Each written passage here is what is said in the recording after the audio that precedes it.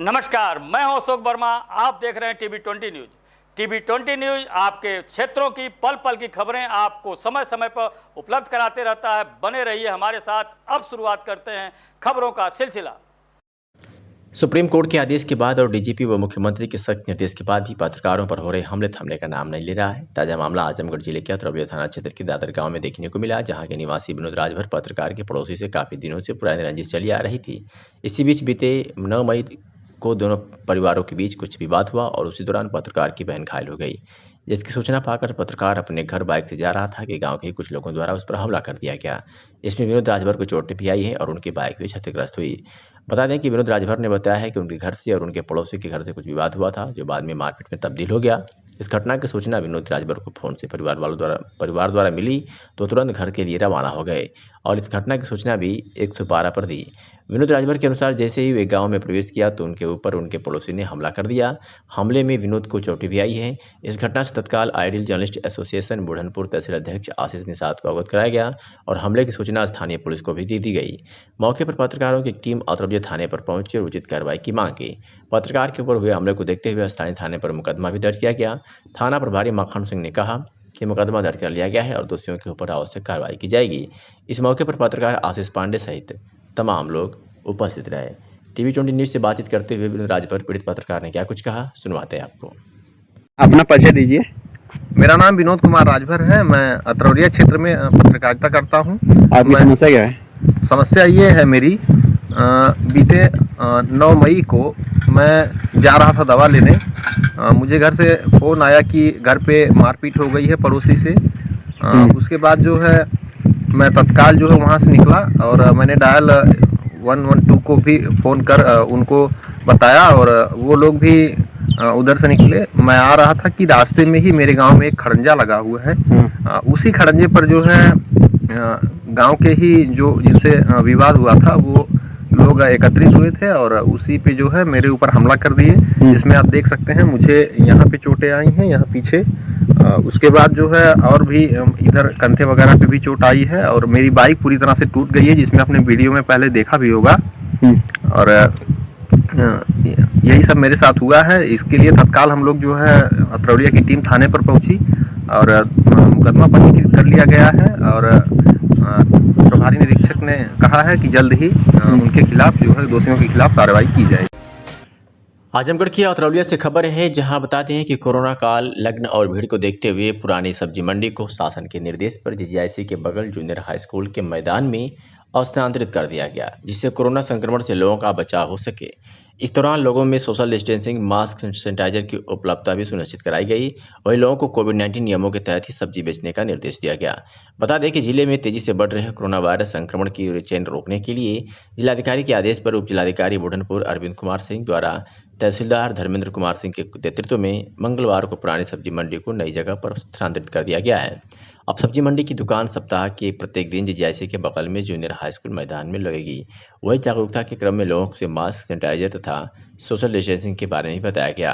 भीड़ पर नियंत्रण रखने के लिए सब्जी की दुकान दूर दूर लगाई गई है, जिससे कोरोना का संक्रमण ना बढ़े। आइए सुनाते हैं कि टीवी20 न्यूज से बातचीत करते हुए नायब तहसीलदार धर्मेंद्र कुमार सिंह ने क्या कुछ कहा। मंडी लगी है, यहाँ प्रोटोकॉल क्या समझाया गया है और कब तक रही समझ?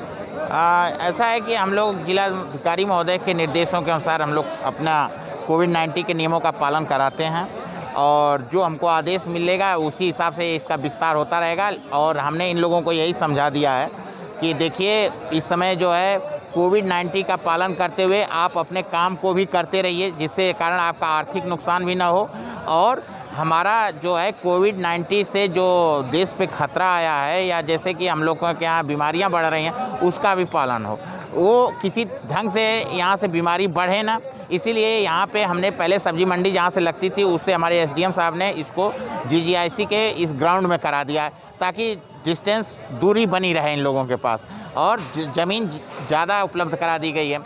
तो वही आज हम यहाँ जांच करके धीरे धीरे इन लोगों को समझाते हैं। कुछ लोग ना समझ भी होते हैं, उसके लिए हम लोग चालान भी है हमारे पास 1000 और अगर नहीं होता है फिर 10,000 का भी। मास्क के लिए क्या दिशा निर्देश? मास्क के लिए हमने अपने यहाँ अपने गाड़ी में भी हम मास्क रखे हैं, चाहे मान लिया कोई गरीब है तो उसको हम दे भी देते हैं, लेकिन मास्क के लिए हम एकदम से अगर कोई भी बिना यहाँ पे कोई भी इस ग्राउंड में बिना मास्क के मिलेगा तो हम 1000 का चालान उसको तुरंत। विशाल सेठ, जिला पंचायत सदस्य परशुरामपुर आजमगढ़ की तरफ से आप सभी जिला पंचायत वासियों को हार्दिक बधाई एवं शुभकामनाएं। मैं विशाल सेठ, नवनिर्वाचित जिला पंचायत सदस्य परशुरामपुर, समस्त क्षेत्रवासियों एवं ग्रामवासियों को हृदय तल से आभार व्यक्त करता हूं। मैं उन सभी साथियों शुभचिंतकों का भी आभार व्यक्त करता हूं, जिन्होंने इस चुनाव में मेरी किसी न किसी रूप से मदद किया। मैं अपनी संपूर्ण क्षमता से क्षेत्र के विकास के लिए कार्य करता रहूँगा और साथ ही साथ सभी के सुख दुख में उनके साथ सवर्त खड़ा रहूँगा। धन्यवाद। जिला पंचायत सदस्य परशुरामपुर विशाल सेठ। अम्बेडकर नगर जनपद से बड़ी खबर आ रही है, जहां जहरीली शराब पीने से 1 दर्जन के करीब मौत की सूचना आ रही है और कई की हालत चिंताजनक बताई जा रही है। मौके पर भारी फोर्स तैनात कर दी गई है। डीएम, एसपी सहित जनपद के सभी आला अधिकारी सहित कई थानों की फोर्स तैनात कर दी गई है। आपको बता दें कि मामला अम्बेडकर नगर जनपद के जैतपुर थाना क्षेत्र के मखदूमपुर और शिवपाल गांव का है। मरने वालों में जिले के प्रभारी पूर्व जिला सूचना अधिकारी राम शुभम चौहान भी शामिल है। मृतकों में जैतपुर थाना, कटका थाना, मालीपुर थाना और आजमगढ़ जनपद के पौड़ी थाना क्षेत्रों के निवासी थे। जबकि जिलाधिकारी सैमुअल पाल एन ने बताया कि मृतकों की संख्या 3 है और इस घटना की सूचना जिलाधिकारी आजमगढ़ को भी दी गई है। उन्होंने कहा कि जो भी लोग दोषी होंगे उनके खिलाफ सख्त कार्रवाई की जाएगी। वही घटना की सूचना पाते ही सभा विधायक घटनास्थल पर पहुंचे, जिसके बाद पुलिस मौके पर पहुंची और विधायक ने पुलिस पर लापरवाही का आरोप लगाया। वही परिजनों ने बताया कि इन लोगों की मौत शराब पीने से हुई है, तो वही आनन फानन में 3 शवों का ग्रामीणों ने अंतिम संस्कार भी कर दिया है। सवाल तो ये भी खड़ा हो रहा है कि लॉकडाउन में जब शराब की बिक्री बंद थी तो ये कैसे बेची जा रही थी। ये जांच का विषय है। आबकारी विभाग और स्थानीय पुलिस की भूमिका पर भी सवाल खड़े हो रहे हैं कि क्षेत्र में शराब बेची जा रही थी तो ये लोग कहाँ थे। वही इस पूरे मामले पर विभागीय अधिकारी चुप्पी साधे हुए हैं। बता दें कि योगी सरकार व प्रशासन लगातार शराब माफियाओं के ऊपर कार्रवाई कर रही है। इसके बाद भी इस प्रकार की घटनाएं आती रहती हैं, जबकि बीते चुनाव में धनबल और शराब बल का जमकर उपयोग किया गया था। आखिर में ये सिलसिला कब तक चलता रहेगा और मृतकों के परिजनों को कैसे राहत मिलेगी, यह भी एक बड़ा सवाल है। क्या कुछ कहा मृतक के परिजन और जिलाधिकारी अम्बेडकर नगर ने, आपको सुनवाते हैं। मामला ये है कि ये लोग ड्रिंक किए हैं, तो ड्रिंक करने की वजह से जो है इन लोगों की हालत ख़राब हो गई है। कितने लोग ड्रिंक किए थे, कितने लोगों की हालत ख़राब है? 12 लोग थे टोटल, जिसमें से 3 एक्सपायर हो चुके हैं, ये चौथे हैं। ठीक है, बाकी सब जो है नॉर्मल है, वो लोग भी अपना ट्रीटमेंट कराने के लिए इधर उधर निकल चुके हैं। ये किस लिए ये लोग दारू पिए थे? कोई उत्सव था कि? नहीं, अपना खुद ला के पीते थे ये लोग। कहाँ से लेते थे दारू ये लोग? ये लोग कहाँ से लाए पता नहीं चला। जो लाने वाला है वो 2:30 बजे के करीब एक्सपायर हो गया जिला अस्पताल पे यहाँ पे दोपहर में। नकली दारू इन्होंने पी है सर। कहाँ से दारू खरीदे थे? अब ये नहीं पता कहाँ से ली है, इन्होंने ली है। मैं तो बाहर गया हुआ था, मतलब अपने ससुराल था, ससुराल से मैं आया हूँ तो ये हॉस्पिटल में थे, वहाँ memo hospital, trauma centre, Nagpur, Jalalpur. तो कैसे पता चला आपको कि दारू से? सब ने बताया है ना, जिन्होंने पिया था उनकी भी, उनका ब्लड टेस्ट कराया गया, इनका भी कराया गया। तो उसमें मतलब 10-12 लोग थे ये, तो 4 आज मेरे ख्याल 3-4 ख़त्म हो गए हैं और 5-7 की रिपोर्ट में नॉर्मल लगा। उन्होंने दवाई नहीं लिया, हमें खतरा लगा तो हम वहाँ गए, उन्होंने ग्लूकोज लगाया, तो उसके बाद उन्होंने वहाँ से रेफ़र कर दिया इनको जिला अस्पताल ले जाओ। कब लोग पिए थे? तो आज 4 घटना हुआ था, इसके लिए 5वां हुआ है। हम लोग को नहीं पता था कहाँ पाए, क्या कर रहे हैं, कहाँ से क्या कर रहे हैं। बोलते तो हम पूछ सकते हैं, लेकिन हम कहाँ से काम पे गए थे, कहाँ पर से आए कह रहे हैं जैसे अंधेरा लग रहा है। मैं सोच रही हूँ वो दारू पिए थे, उसे नशा में अंधेरा लग रहा है। तो बोले कि मेरे बच्चे बोले कि मम्मी इसके पापा के ले जाओ दिखाओ। मैं लाया, दिखाया था, उसमें रिपोर्ट नहीं करवाया, रिपोर्ट में सही नहीं करा। ये सूचना मिले करके वहाँ पर एक सोनू चौबे करके एक व्यक्ति था, वो पोवाई थाना क्षेत्र आजमगढ़ जनपद के जो मित्तुपुर जगह से कुछ शराब ले आया और गांव में लगभग 12 लोगों को पिलाया और उसमें से 3 लोगों को हालत गंभीर हो गया है और रात में एक आदमी का डेथ हो गया और अगला दिन जो 9 तारीख को 2 लोगों को डेथ हो गया है करके। सो इसी की सूचना हम लोगों को मिलने के बाद हम लोग तत्काल पुलिस को इन्वेस्टिगेशन चालू करवाने के लिए कह दिया है और डिस्ट्रिक्ट एक्साइज ऑफिसर भी सैम्पलिंग कलेक्ट करके उस सैंपल का टेस्ट करने के लिए कह दिया है और गांव में भी कोई दूसरे जगह पर इसका टाइप का स्टोरेज है या नहीं, इसको चेक करने के लिए हम लोगों ने आदेश दे दिया है। और आज सुबह जिलाधिकारी आजमगढ़ से भी मैंने संपर्क करके इसका सूचना दिया, वहाँ पर भी पुलिस तरफ से जो कार्रवाई होना है इसको करने के लिए कह दिया है। FIR दर्ज की गई है और अभी 2 बॉडीज़ जो कल रात को और सुबह जो डेथ हुआ है उसका पोस्टमार्टम भी हो रहा है। तो पोस्टमार्टम की रिपोर्ट आने के बाद अग्रिम कार्रवाई की जाएगी और इसमें जो भी आदमी शामिल हैं उनको छोड़ा नहीं जाएगा। आजमगढ़ के जैनपुर नगर पंचायत में कई दिनों से प्रशासन द्वारा चेतावनी देने के बाद भी दुकानदार नियमों का पालन की अनदेखी करते पाए जा रहे थे। 2 दिन लगातार प्रशासन द्वारा निरीक्षण करने के बाद चेतावनी जारी कर उन्हें सोशल डिस्टेंसिंग व कोविड-19 के नियमों का पालन करने की हिदायत दी थी, पर उसके बावजूद भी बाजार में दुकानदारों द्वारा सोशल डिस्टेंसिंग का पालन नहीं किया जा रहा है और चोरी छिपे सामान दुकानों से बेचे जा रहे हैं, जिसको लेकर मंगलवार को सुबह लगभग 8 बजे नायब तहसीलदार मयंक कुमार मिश्रा सब्जी मंडी में पहुंचकर सोशल डिस्टेंसिंग का पालन कराते हुए व सड़कों तक दुकान लगा रखे दुकानदारों को फटकार लगाते हुए कई दुकानदारों के नाम पता नोट करके साथ ले गए और कईयों के चालान काटने के निर्देश दिए। इससे बाजार में दुकानदारों में हड़कंप मची हुई है। इस संबंध में नायब तहसीलदार मयंक मिश्रा ने कहा कि कुछ लोग कोविड के नियमों का पालन नहीं कर रहे हैं। बार बार चेतावनी देने के बाद भी व्यापारियों में कोई सुधार नहीं आ रहा है, जिसको लेकर कुछ दुकानदारों पर कार्रवाई करते हुए चालान काटे गए हैं। क्या कुछ कहा मयंक मिश्रा नायब तहसीलदार सगड़ी में, सुनवाते हैं आपको। मंडी और सब्जी मंडी में सर चेकिंग की है सर, क्या क्या कार्रवाई हुई, सरकार दिशा निर्देश शासन के निर्देशों को दिशा अनुरूप 6 से 11 बजे तक जो खुलने का समय है 7 से 11 बजे तक, उसके बीच में ये हमें निर्देश है कि फल मंडियों में शिकायत लगातार आ रही थी, भीड़ बहुत है। श्रीमान उप जिलाधिकारी के निर्देशानुसार सुबह सुबह ही देखा गया, कुछ दुकानों के नाम नोट किए गए हैं जिनकी कार्रवाई 2-3 दुकानों पे होगी और वो सूचना आपको शाम तक मिल जाएगी। और आपके चैनल के माध्यम से जनता से अपील है कि कम से कम आवश्यक कार्यों पे ही घर से बाहर निकलें, अनावश्यक भीड़ न लगाएं। सिचुएशन महामारी की है और आप अपनी और अपने परिवार की सुरक्षा स्वयं करें। Thank you.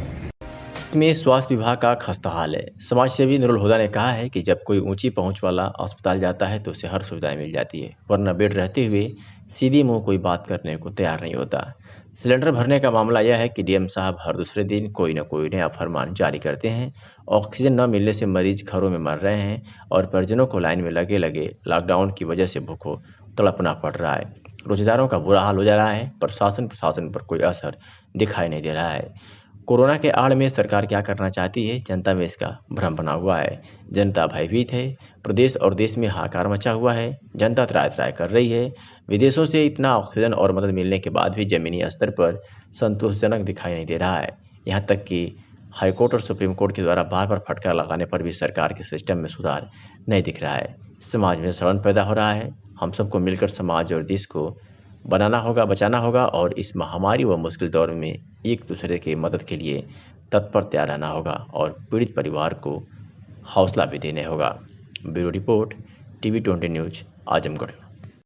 निर्देश पर कुछ जिले में मधुशाला की यानी शराब की दुकान खोल दी गई है और कुछ जिलों में खोलने की प्रक्रिया जारी है। एक वीडियो हम ये जो आपको दिखा रहे हैं ये जौनपुर जिले का है, जहां कोविड-19 के नियमों का उल्लंघन करते हुए शराब लेने के लिए लोग लाइन में खड़े हैं। सूत्रों से मिली जानकारी के अनुसार सरकार को राजस्व की जरूरत है। इसके लिए सरकार को एक कदम उठाना पड़ा। जबकि सबसे बड़ी बात यह है कि इस समय त्योहारों का मौसम चल रहा है, जिसमें ईद भी है और शादी विवाह का भी मौसम है। लॉकडाउन में सरकार ने एक तय दायरे के तहत शादी विवाह करने की छूट दी है, लेकिन शादी विवाह में उपयोग होने वाले ज्वेलरी और कपड़े की दुकानों को बंद करने का निर्देश दिया है। ऐसे में ज्वेलरी और कपड़े जो शादी विवाह में अहम भूमिका निभाते हैं, उन्हीं की दुकानें बंद है। ऐसे में लोगों के लिए इसकी व्यवस्था करना मुसीबत बन गया है। अगर कोई शादी विवाह के लिए चोरी छिपे खरीदारी कर रहा है तो उनके ऊपर प्रशासन द्वारा कार्रवाई की जा रही है और जुर्माना भी लगाया जा रहा है। जबकि मुसलमानों का ईद का त्यौहार है और उसके बाद भी वो कपड़े नहीं खरीद पा रहे हैं, लेकिन शराब के लिए खुले रूप से सीना तान कर लोग खरीदारी कर रहे हैं। क्या ज्वेलरी, कपड़े, कृषि यंत्र से क्या सरकार को लाभ नहीं है? जबकि लॉकडाउन प्रथम में कृषि यंत्रों के लिए छूट दी गई थी कि किसान देश के अन्नदाता हैं, उन्हें कोई तकलीफ ना हो। लॉकडाउन द्वितीय में जरूरी सामानों में अब शराब भी आ गया है। जबकि देश के वैज्ञानिक भी यह बात कर रहे हैं कि धूम्रपान करने वालों पर कोरोना का ज़्यादा असर पड़ रहा है। हमारा उद्देश्य देश के सिस्टम पर उंगली उठाना नहीं है, बल्कि इस तरफ भी शासन और प्रशासन को ध्यान देने की ज़रूरत है। इसके पहले भी चुनाव कराकर सरकार की किरकिरी हुई थी और विपक्षियों का कहना है कि सरकार ने चुनाव कराकर कोरोना संक्रमण को और भी बढ़ावा दिया है। सरकार व प्रशासन लगता है कि चुनाव से सबक नहीं ले पाया। अब मधुशाला खोलकर एक बार फिर कोरोना संक्रमण तेजी से फैलेगा, क्योंकि शराब की दुकानों की भीड़ बताने के लिए काफ़ी है। Bureau report, TV20 news. विशाल सेठ, जिला पंचायत सदस्य परशुरामपुर आजमगढ़ की तरफ से आप सभी जिला पंचायत वासियों को हार्दिक बधाई एवं शुभकामनाएं। मैं विशाल सेठ, नवनिर्वाचित जिला पंचायत सदस्य परशुरामपुर, समस्त क्षेत्रवासियों एवं ग्रामवासियों को हृदय तल से आभार व्यक्त करता हूं। मैं उन सभी साथियों शुभचिंतकों का भी आभार व्यक्त करता हूं जिन्होंने इस चुनाव में मेरी किसी न किसी रूप से मदद किया। मैं अपनी संपूर्ण क्षमता से क्षेत्र के विकास के लिए कार्य करता रहूँगा और साथ ही साथ सभी के सुख दुख में उनके साथ सवर्त खड़ा रहूँगा। धन्यवाद। जिला पंचायत सदस्य परशुरामपुर विशाल सेठ। वैश्विक महामारी कोरोना जैसी आपदा को अवसर में बदलकर ऑक्सीजन सिलेंडर की कालाबाजारी करने के प्रकरण में जांच तेज हो गई है। डीएम राजेश कुमार ने प्रकरण की जांच के लिए एसडीएम सदर वागीश कुमार शुक्ला को जांच अधिकारी नामित किया है, जबकि कंदरापुर थाने में दर्ज मुकदमे की विवेचना की जिम्मेदारी सब इंस्पेक्टर राजेश सिंह को सौंपी गई है।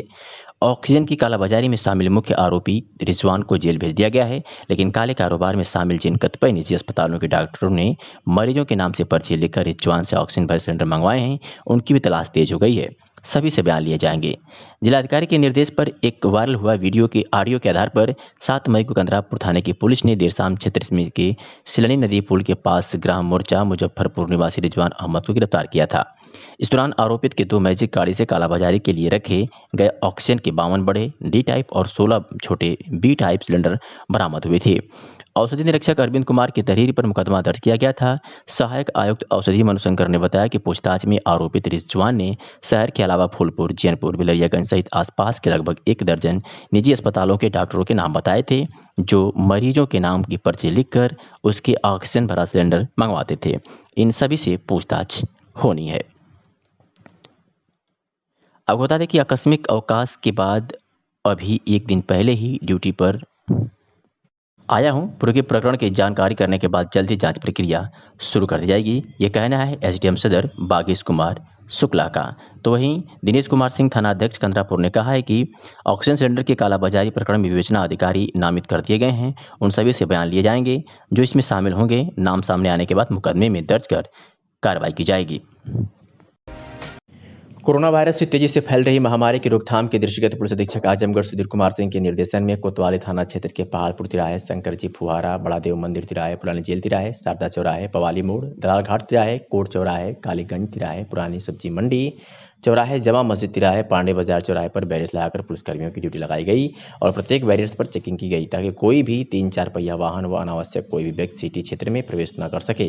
इस दौरान बिना मास्क के भी कई व्यक्तियों की चेकिंग की गई और लोगों को कोविड से बचाव हेतु जन जागरूक भी किया गया।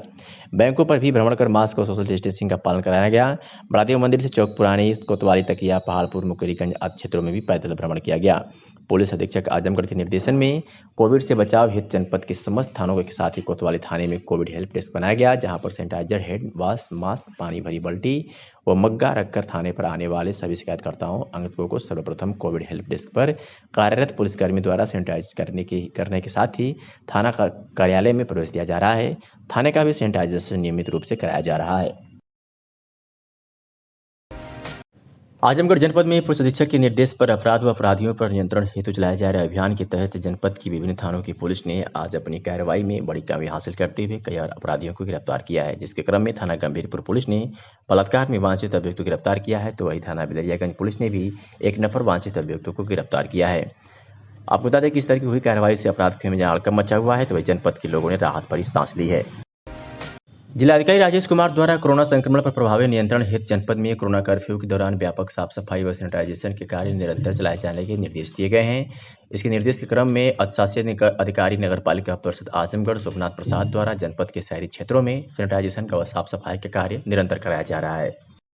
इसी क्रम में आज शहरी क्षेत्र के अंतर्गत नगर क्षेत्र के मुख्य प्रशासनिक कार्यालयों, विकास भवन, उप जिलाधिकारी कार्यालय, कोविड-19 कंट्रोल रूम, जीजीआईसी जिलाधिकारी कार्यालय रौदीपुर, ऑफिसर्स कॉलोनी, जिला जज आवासीय कॉलोनी, सौदा स्थल, राजघाट तथा मोहल्ला पांडे बाजार से पुराने कोतवाली दलाल घाट होते हुए काली जी चौरा, जीजीआईसी, कोविड-19 कंट्रोल रूम तथा मुख्य मार्ग का सैनिटाइजेशन जलकल विभाग नगर पालिका परिषद आजमगढ़ की सैनिटाइजेशन टीम द्वारा किया गया।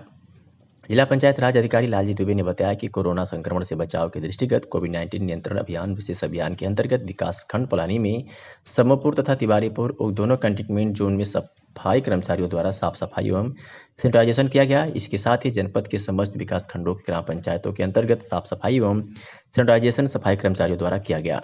सत्येंद्र पांडे मुख्य अग्निशमन अधिकारी ने बताया कि जनपद आजमगढ़ में कोरोना वायरस के संक्रमण के बचाव के दृष्टिगत फायर ब्रिगेड की टीम द्वारा नगर पालिका परिषद Azamgarh, roadways bus stand Azamgarh, Raidpur न्याय मार्ग आजमगढ़, सिधारी चौक आजमगढ़, फायर स्टेशन ब्रह्मस्थान परिसर आजमगढ़ का सैनिटाइजेशन कराया गया। इंजेक्शन की कालाबाजारी करते कोतवाली पुलिस ने रंगे हाथ 2 लड़कियों को पकड़ा है। समाजसेवी आशीष सोनी की पहल पर मामले का खुलासा हुआ। कुल 10 इंजेक्शन की कालाबाजारी की जा रही है। बात सूत्रों के अनुसार 6 इंजेक्शन भेज दिए गए, 4 उनके पास शेष रहे। कोतवाली पुलिस इन लड़कियों से छानबीन कर रही है। जिस तरह से लड़कियों का पहनावा और उनके लग्जरी लाइफ स्टाइल देखने से लग रहा है कि वो रईस परिवार से जुड़ी है, पर उन्होंने ऐसा मानवता को शर्मसार कर देने वाला कदम उठाया है, यह हैरानी की बात है, क्योंकि पैसे कमाना इनके लिए कोई मजबूरी भी नहीं है। इन्होंने गलत काम किया है तो कठोर सजा भी मिलनी चाहिए। लड़कियों के बयान के आधार पर पुलिस कार्रवाई में जुटी हुई है। इस मामले में एक एमआर का भी नाम सामने आया है। पुलिस उसकी गिरफ्तारी के लिए भी जुट गई है। तो खबर अजमेर से आपको दिखा रहे हैं। जा रेमडेसिविर इंजेक्शन की कालाबाजारी करते हुए अजमेर की रईस लड़कियों को पुलिस ने धर दबोचा है। बताया जा रहा है कि 4,000 में मिलने वाला इंजेक्शन 30,000 में लड़कियां बेच रही थी। 2 लड़कियां सरकारी नौकरी करती हैं। लड़कियों के बयान के आधार पर पुलिस कार्रवाई में जुट गई है और एक एमआर पर भी गाज गिर सकती है।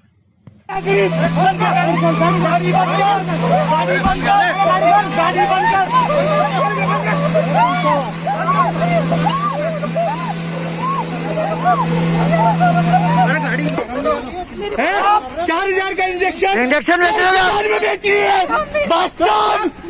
गरीब मर रहा है।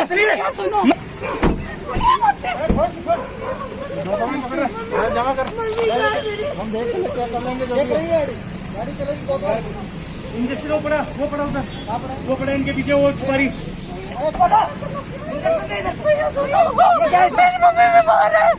अरे बीमार ये कौन सा है इसमें देखो ये फोटो ये वही है। 3 और मेरे पास लो ये पड़े और भी पड़े। भैया सुनो मेरे पास 1 मिनट रुक जाओ।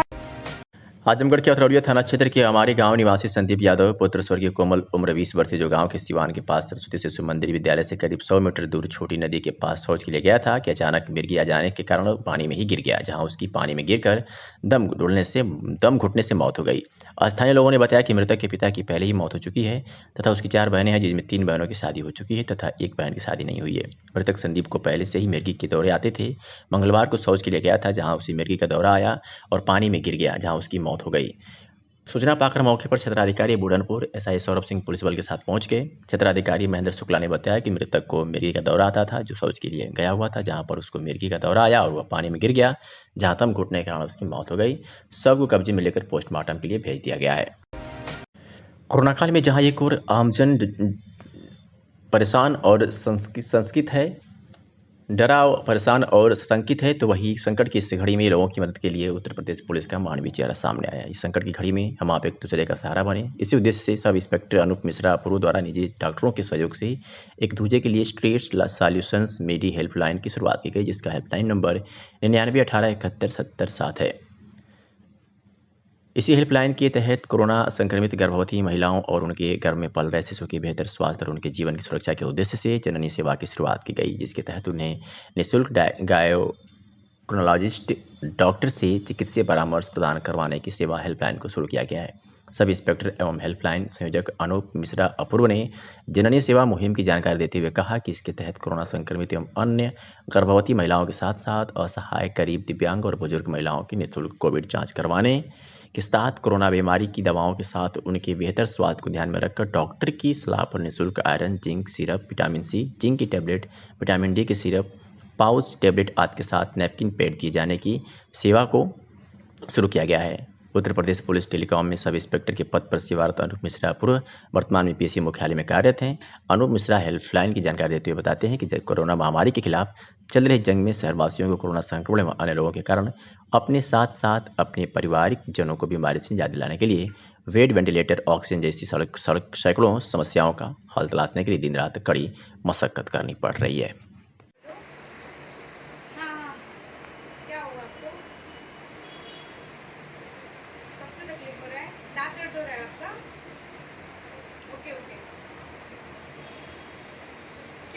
तो एग्जैक्टली क्या हो रहा है, कब से हो रहा है आपको? अच्छा ठीक है, चलेगा। अभी एक काम करो, आप मुझे व्हाट्सएप करो, व्हाट्सएप पे है बोलो, मैं आपको मेडिसिन सेंड करती हूँ, आप वो दवाइयाँ ले लो, फिर जैसे आप मुझे विजिट करो। हाँ नहीं टेंशन मत लो, कोई बात नहीं, आपको आराम हो जाएगा। बहुत सही कहा है कि मन के हारे हार है, मन के जीते जीत। हर मनुष्य के दिमाग में दो तरीके के घोड़े दौड़ते रहते हैं, पॉजिटिविटी का भी और नेगेटिविटी का भी। अब ये डिपेंड करता है कि हम किसको डोज दे रहे हैं, किसको खुराक दे रहे हैं, किसको नर्चर कर रहे हैं। तो क्यों ना हम पॉजिटिविटी को नर्चर करें। मैं ये मानती हूँ कि आज चारों तरफ त्राही त्राही है, मौत का आंकड़ा चौंका देने वाला है, उसमें डरना स्वाभाविक है। लेकिन इन परिस्थितियों में बुद्धिमान व्यक्ति वही है जो उनके साथ सामंजस्य बैठा है, ना कि डर जाए और उसकी इम्यूनिटी और लो हो जाए। तो प्लीज अगर आप कोरोना के शिकार हो गए हैं तो इसमें डरने की कोई जरूरत नहीं है। इसका हेलो, हाँ जी बताइए। यस, हेल्पलाइन से बोल रहे हूँ। जी क्या समस्या है आपको? जी ठीक है, तो आप अपना जो भी डिटेल्स है, आपका जो भी आपको परेशानी हो रही है, दिक्कत हो रही है, उसका सारा डिटेल्स जी, और अपना कॉन्टैक्ट नंबर, ठीक है, इसी हेल्पलाइन के जो नंबर है 9918317707 पे फॉरवर्ड कर दीजिए। हाँ, इमीडिएटली मैं आपको किसी न किसी डॉक्टर से आपकी काउंसलिंग करवाता हूँ। ठीक है।